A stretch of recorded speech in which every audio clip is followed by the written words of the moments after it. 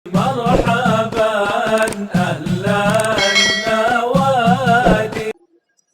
satu kitab kurang lebih hampir 1000 halaman, judulnya Kashful Gummah an Jamil Ummah. Kashful Gummah an Jami'il Ummah. Kitab ini hampir 800 atau 900 halaman, sudah hampir 1000 dengan daftar isinya hampir 1000 halaman.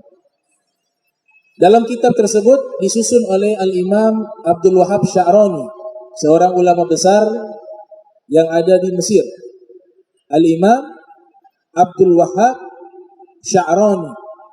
Jadi sedikit biar tahu sosok ulama yang bernama Al-Imam Abdul Wahab Sya'rani, diceritakan oleh Syekh Yusuf bin Ismail An-Nabhani dalam kitabnya Jami'u Karamatil Auliya, ensiklopedia keramat para wali. Itu menceritakan beliau ini diberikan gelar Syekhul Islam.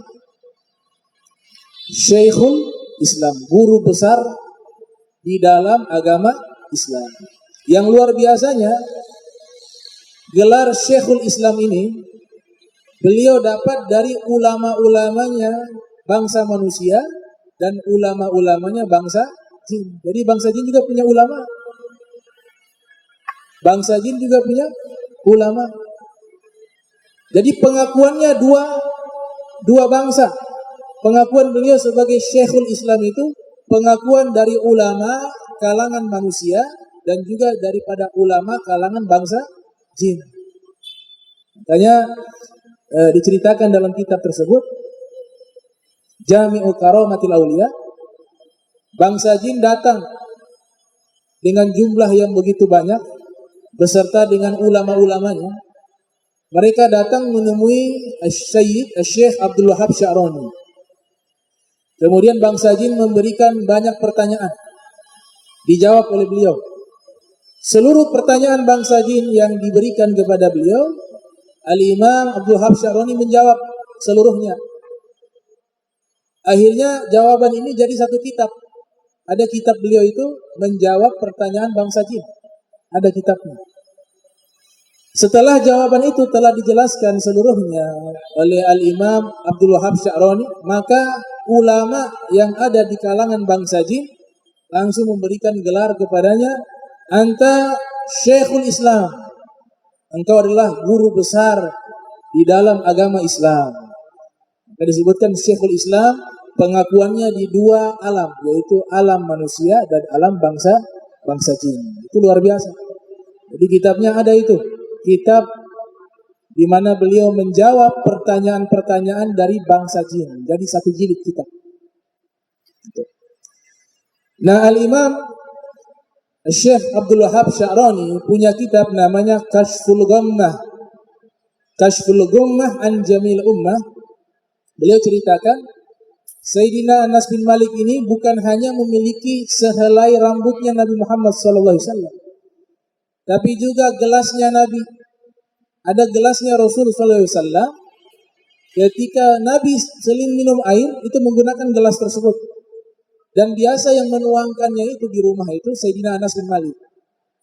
Nabi ambil itu gelas, kemudian dituangkan. Sobba alaihi, dituangkan kepadanya, kepada Rasulullah SAW. Itu yang biasa yang menuangkan itu Sayyidina Anas bin Malik. Gelas inilah yang Nabi sering minum. Nabi berikan hadiah kepada Anas bin Malik. Anas bin Malik simpan di tempat satu sunduk, satu peti, kotak khusus. Gelas tersebut disimpan di situ. Ini lebih mahal dari perhiasan, kata beliau. Perhiasan harta saya yang saya miliki dengan gelasnya Nabi Muhammad SAW, gelasnya Nabi Muhammad jauh lebih mahal.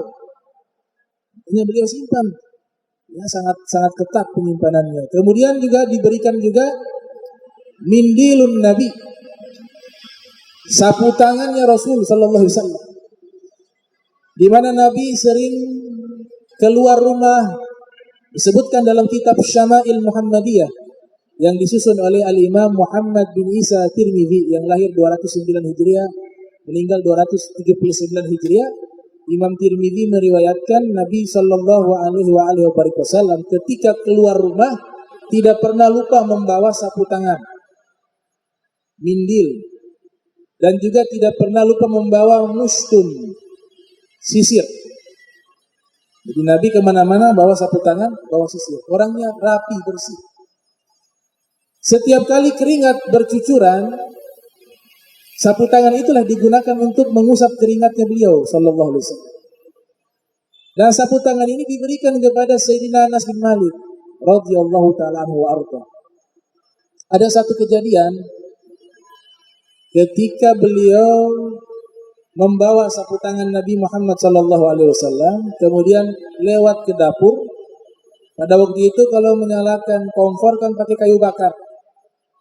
Jadi kayu bakar sudah menyala, tidak sengaja lewat sapu tangannya Nabi terjatuh, masuk ke dalam api. Sayyidina Anas bin Malik ketika itu sampai ke kamarnya mencari itu sapu tangannya Nabi sallallahu alaihi wasallam. Ternyata tidak ketemu. Dia ingat-ingat tadi lewat di mana, mungkin ada jatuh.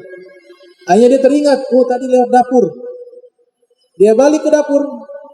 Ketika beliau balik ke dapur, di dapur itu sudah penuh dengan orang lagi berkumpul. Mereka sedang menyaksikan api. Ternyata di dalam api itu sapu tangannya Nabi tidak terbakar.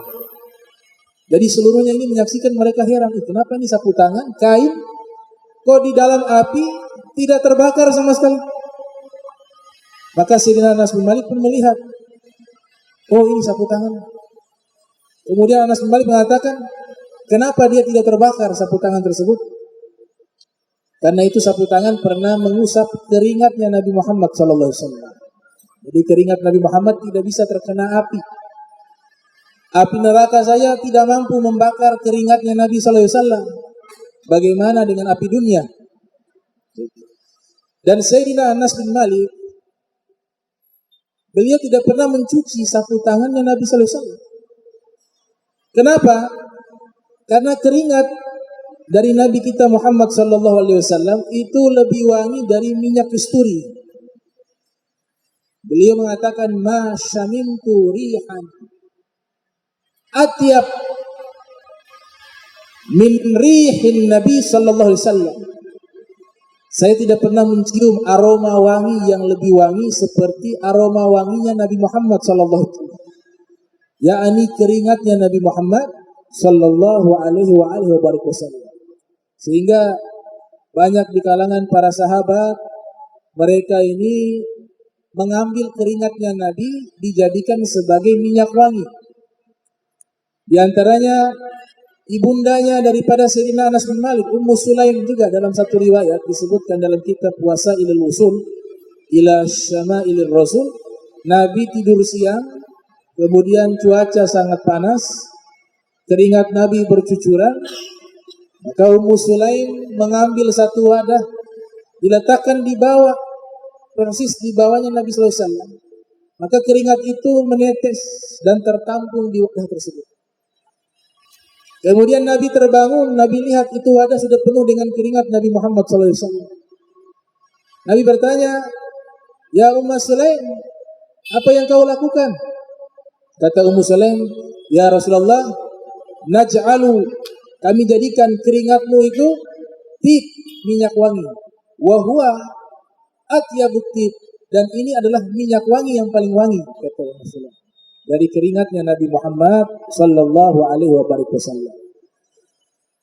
Kemudian juga Sayyidina Anas bin Malik ini pernah menyatakan, dia katakan, disebutkan dalam hadis Sahihul Bukhari dengan maknanya, disusun oleh Al-Imam Muhammad bin Ismail yang lahir 194 Hijriah, meninggal 256 Hijriah, dalam kitab Sahihnya terkenal dengan nama Al-Imam Al-Bukhari. Al-Imam Bukhari meriwayatkan satu riwayat dengan makna, Sayyidina Anas bin Malik mengatakan, ma ra'aitu manzaran ahsana min wajhi Rasulillah sallallahu alaihi wasallam. Saya tidak pernah melihat pemandangan yang lebih indah dari wajahnya Nabi Muhammad sallallahu alaihi wasallam. Ma ra'aitu manzaran ahsana min wajhi Rasulillah. Belum pernah saya melihat pemandangan yang lebih indah seperti wajahnya Nabi Muhammad sallallahu alaihi wasallam. Juga beliau menyatakan, ma masistu dibajan wala harira al-yam min kaffi Rasulillah sallallahu alaihi wasallam. Tidak ada sutra yang lebih lembut melebihi tangan Nabi Muhammad sallallahu alaihi wasallam. Pernah saya sentuh, itu tangan Nabi lebih lembut dari kain sutra, kata beliau sallallahu alaihi wasallam. Dikisahkan ketika para sahabat mereka sudah rindu kepada Nabi sallallahu alaihi wasallam, ingin mengenang Nabi Muhammad SAW, maka mereka bersepakat kalau kita ingin mengenang Nabi, kita ke rumah Anas bin Malik. Kenapa? Karena banyak barang peninggalan Nabi Muhammad SAW ada di rumahnya. Maka rombongan sahabat pergi ke rumahnya Sayyidina Anas bin Malik. Dibukakan pintu oleh Sayyidina Anas bin Malik, dipersilakan masuk. Kemudian para sahabat ini meminta, wahai Anas bin Malik, kami rindu kepada Nabi Muhammad SAW. Kami ingin mengenang kenangan indah bersama Nabi SAW di waktu beliau hidup. Tolong keluarkan benda kesayangan beliau yang sering beliau gunakan, agar kami mengenang beliau lewat benda yang beliau sering gunakan. Maka Anas bin Malik mengeluarkan gelas yang biasa Nabi gunakan untuk minum. Ketika dikeluarkan itu gelas di hadapan para sahabat, maka mereka seluruhnya mencucurkan air mata. Mereka mengatakan, benar ini gelas dulu kami lihat Nabi minum dari gelas ini. Kami sering melihat Nabi Muhammad minum dengan gelas ini. Sampai tidak kuat mereka katakan, itu, udkhul, masukkan kembali itu gelas. Kami gak kuat melihat itu gelas karena teringat kepada Nabi Muhammad sallallahu alaihi wasallam. Jadi Nabi Muhammad hidup di hati mereka. Haya fi qulubihim. Orang yang mencintai Rasul sallallahu alaihi wasallam, maka Rasulullah itu akan hidup di hati mereka. Walaupun ribuan tahun telah berpisah dengan kita, walaupun kita tidak pernah melihat beliau, tapi ketika sudah cinta, itu beliau hidup di hati kita.